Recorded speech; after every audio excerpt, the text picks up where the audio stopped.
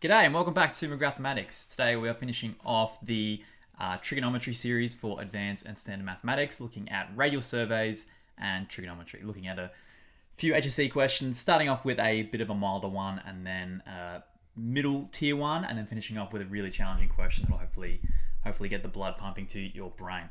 All right, if you're watching this and you're like, what is a radial survey? Well, allow me to illustrate. This is what a radial survey looks like.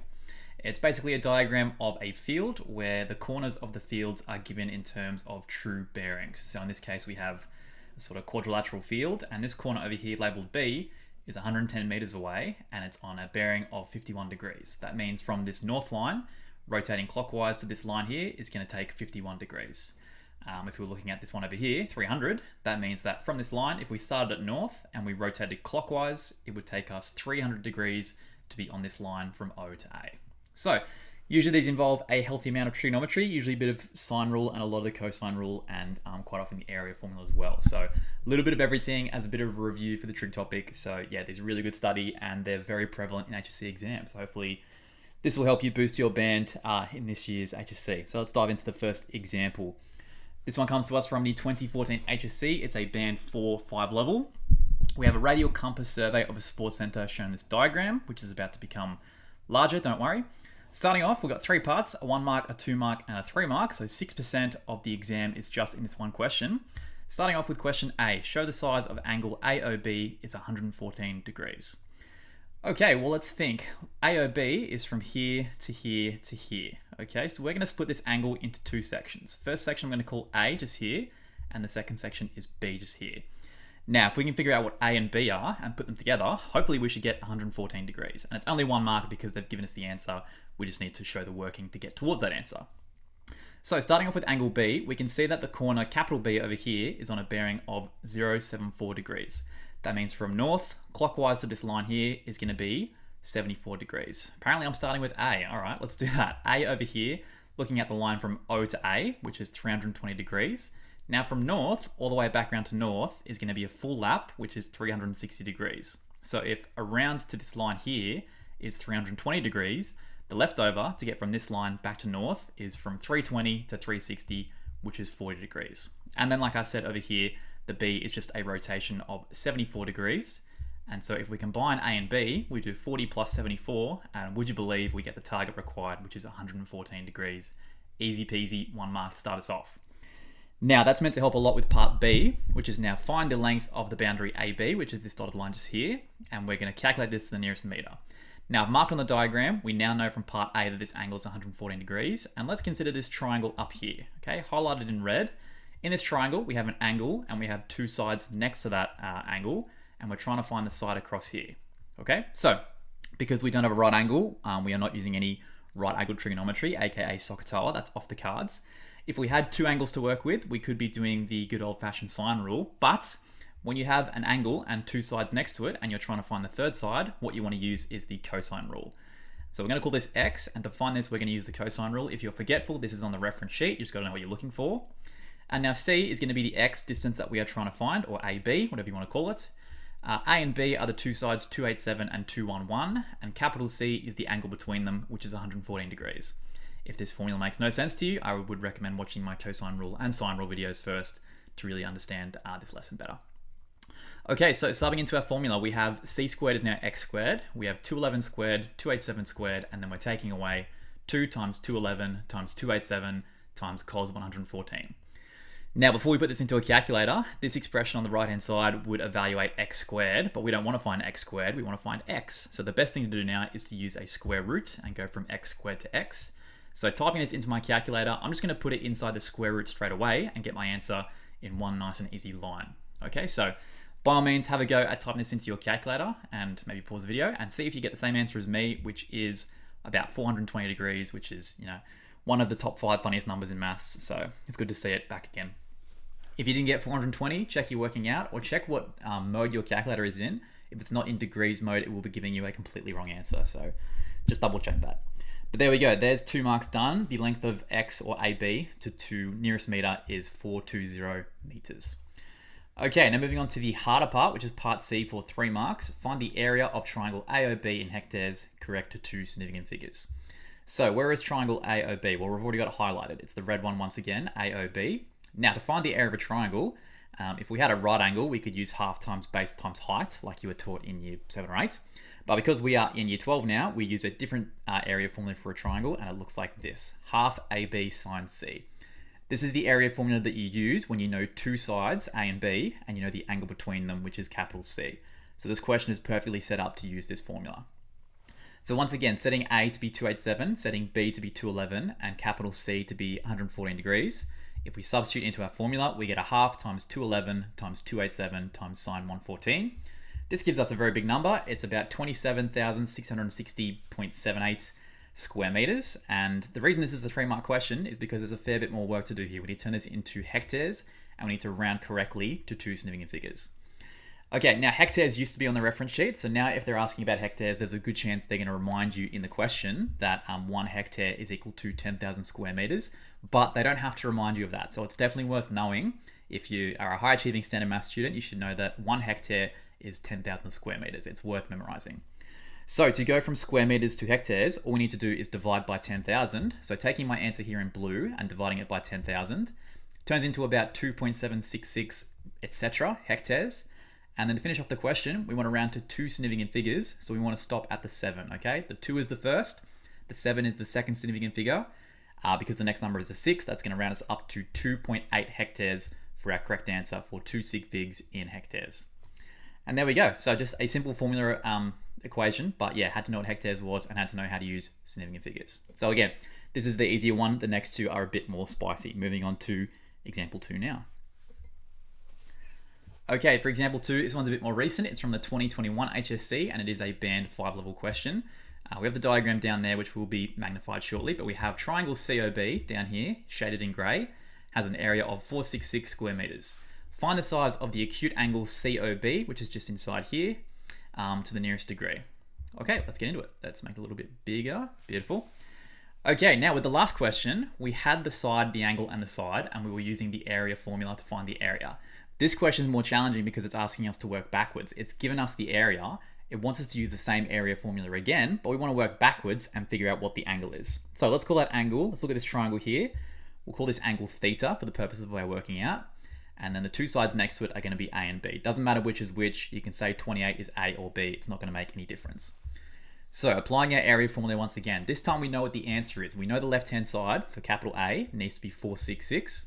On the right-hand side, we have a half times 28 times 35, and we have sine times something unknown, or sine of an angle that's unknown. Okay, and this is the equation we are trying to figure out and solve for theta. So we can start off by simplifying the right-hand side a bit. If we do a half times 28, that's 14, and then 14 times 35 is 490.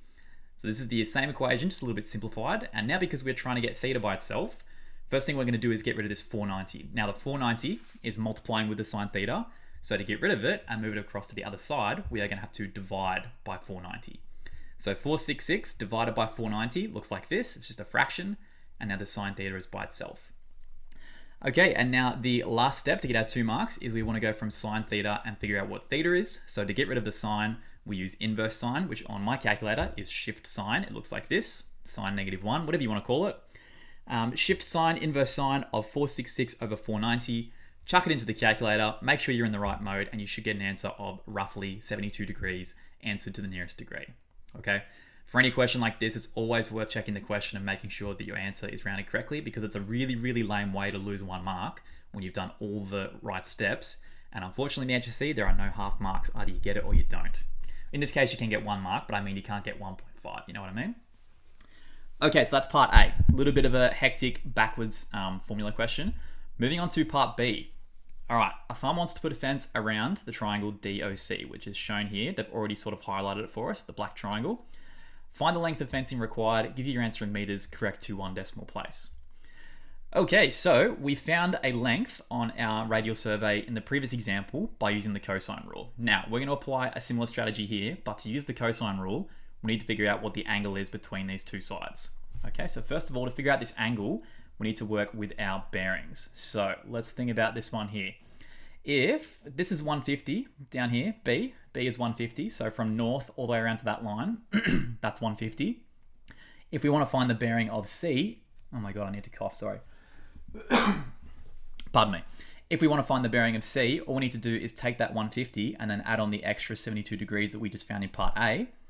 Okay, so after we find X, theta, blah, blah, blah. Yeah, so there we go, 222. That's the 150 down there, plus the 72 degrees for the extra rotation. So C has a bearing of 222. Now this is good because if we want to find what theta is, all we need to do is see how far it is from 222, which is this line, to 330, which is this line up here. So to figure that out, we're just going to do 330, take away 222, and this gives us the value of theta at 108 degrees. Okay, cool. Now we're ready to use our cosine rule once again. We have a side, an angle, and a side. We're going to use the cosine rule to figure out x. So here is our cosine rule. Little a and little b are going to be our two sides, which are 28 and 31 in any order. And capital C is our angle theta, which we figured out is 108. So substituting the information from the triangle into the equation, we get x squared is 28 squared plus 31 squared, take away 2 times 28 times 31, and then times cos of 108 degrees. Okay, from here, it's the same as last time. All we need to do is chuck this inside our calculator with a square root because we don't want to find x squared, we want to find x. So evaluating this with a calculator, we want to go to meters, correct to 1 decimal place. So we're going to go about 47.8 meters approximately. Okay, now we haven't actually answered the question yet. So again, reading the question very carefully, we want to put a fence around triangle DOC, which is here, DOC. We want to find the length of fencing required. We have all three sides now. We know how long X is, we know how long 28 is, and how long 31 is. So to finish off the question and get 3 marks, all we've got to do is make a bit of space. There's the info we just figured out, and we're going to add together the 3 sides. So fencing is 28 plus 31 plus 47.8. So total fencing for 3 marks is 106.8 meters. Okay, beautiful. So there's the one from 2021. That's a band 5 level. Now, there was one in the 2024 exam, which was the hardest radial survey question I've ever seen in the HSC. It was a band 6 level. It was one of the last questions in the exam, and we're going to work through it together right now. Okay, here we have it from the 2024 HSC, our band 6 level question. We have our diagram given here. It was a 3-mark question, and it is given that AC is a straight line. So AC right there, it's a straight line. Find the bearing of C from O, correct to the nearest degree. Okay, so let's try and mark onto this picture what we're actually trying to find, the bearing of C from O. Now remember from my bearings video, from tells you where to start and of tells you where to look. So we're starting at O, we're pointing ourselves north, and we want to figure out how far to rotate clockwise for us to be looking at point C. So I've marked it on there, that blue line is the angle we're trying to find. Now, the thing that makes this question pretty difficult is there's not a lot of information on the actual diagram for us to use. We have the bearings of 2 of the corners, B and D. We don't have the bearing of A, or obviously we don't have the bearing of C. So what do we have? Well, if we look at this triangle up top here, OAD, we can see they've given us all 3 sides of this triangle. Now, they wouldn't have given us the length from A to D unless they expected us to use it. So what we can do is we can figure out this angle here. Sorry if these markings are too small for you to see. If you're watching on your phone, you're probably struggling, so maybe go to a laptop to get a better viewpoint. But anyway, cracking on, we're going to find this angle theta right here. Okay, now when you have all 3 sides of any triangle and you want to find any of the angles, you can use the cosine rule to do this. Okay, there's 2 versions of the cosine rule on your formula sheet. This one is the one used to use for finding an angle. So capital C is the angle that we're trying to find, which means lowercase c is the side across from that. So this is going to be our lowercase c, 67.5. A and B, as always, can be either of these two, 38 or 42. So let's put A, B, and C into our equation and see what we're looking at. We have cos of the unknown angle theta. We've got 38 squared plus 42 squared, take away 67.5 squared, divided by 2 times 38 times 42. Okay, now I'm not going to chuck this into my calculator just yet because I don't want to figure out what cos theta is. I want to figure out what theta is. So to do that in one step, I'm just going to use inverse cos, aka shift cos on the calculator. Type in the right hand side of the equation and then make sure you close the bracket. Press equals and your calculator should tell you that angle theta is approximately 115 degrees. Okay, cool. So if this is 115 degrees, let's think about how we can get some more angles. Well, we know that D has a bearing of 285. So if we think about it, from the line D to the north line is going to be how far it is from 285 all the way up to 360. And from 285 to 360, I'm pretty sure is like 75 degrees. It is 75 degrees. So the gap over here, 75, has got to go with something to make that red angle that we just figured out, which is 115. So let's think, what goes with 75 fills in the gap and makes the entire red angle equal to 115 degrees? Well, that would be 40 degrees. Yes, 40 degrees. I just had a mind blank for a second there, but yes, that is 40 degrees. That means A is on a bearing of 40 degrees because we found that angle right there. Okay, what are we trying to figure out? We're trying to figure out the line from A to C. We're trying to figure out this blue bearing line here. So what else can we figure out now? Well, if that's 40 degrees there, and it says from O to B is a bearing of 110, so let's think about that very carefully. Rotating from north to A is 40 degrees, and rotating from north to B is 110 degrees. That means this angle in here between the 42 and the 40 must be the difference between 40 degrees and 110 degrees. And the difference between 40 and 110 is 70. So we're slowly building our way there. We have 40 degrees here, we have 70 degrees here, and how are we going to figure out the remaining part here? Well, what we do know is that AC is a straight line, and we know that a straight line encompasses 180 degrees. So from the line A all the way around to the line C, this must be 180 degrees. So if this is 70, it means the remaining part here must be 110, because 110 plus 70 makes 180 for the straight line AC. Okay, so putting this all together, to figure out the bearing of C, we need to do the 40 degrees in here, the 70 degrees in here, and then the 110 degrees around here. And it doesn't really look like that, which is why it's not to scale, because that looks acute, but it is absolutely 110 degrees. So putting it all together, we get the bearing of C from O is the 40 plus the 70, which is 110, plus the extra 110, which gets us a total of 220 degrees from north all the way around to C. So because there was a lot of detective work in there and a lot of geometry that you might not have done in the last 2 years, that's what made this a Band 6 question that very few people got 3 marks on in 2024. So yeah, this is the highest level of radial surveys questions. So if that made sense to you, you're probably doing really well and you're ready to try some more by yourself and then eventually smash the HSC. Okay, if you made it to the end of that, well done. Thank you for joining me, and I hope you learned a little bit about radial surveys and trigonometry and just geometry in general. Hope you enjoyed that. All right, coming up next for standard mathematics, in a few weeks, I'm going to do some videos on critical path analysis, which I know is a really tough part of the course for a lot of people. So stay tuned and subscribe if you want to see those, because yeah, they'll be coming out in a couple of weeks for the rest of the term. Anyway, it's enough yapping. I'm going to go make some dinner.